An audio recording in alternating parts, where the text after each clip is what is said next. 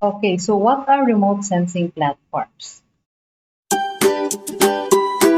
Platforms are basically the equipment or tools that carry the sensors or where the sensors are attached in order to collect data. Here, remote sensing platforms are classified as ground-based, airborne, or spaceborne. Then let me discuss this one by one. For ground-based platforms are mainly used to collect spectral information. They provide a basis for preliminary investigation on concept of understanding. They are also used for calibration and validation of airborne and spaceborne data. Here, these are some of the ground-based platforms, and the pictures here are self-explanatory on what are the examples of ground-based platforms. Next is airborne.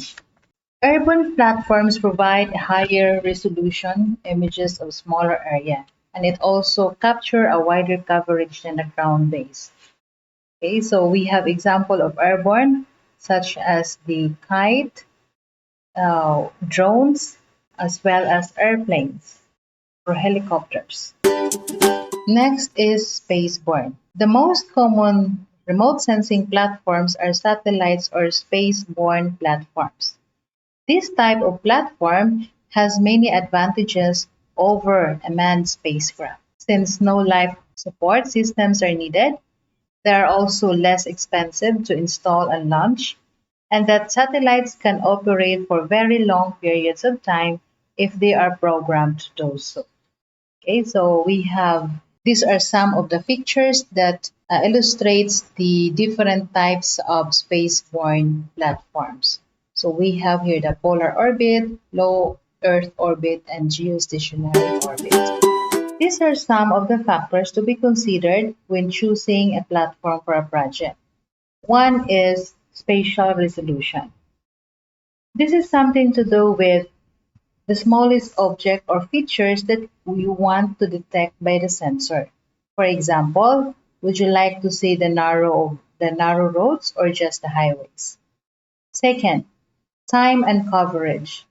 How big is the area to be studied? Is it the whole country or just your municipality? And of course, when? Immediately or a few years ago? Third is purpose.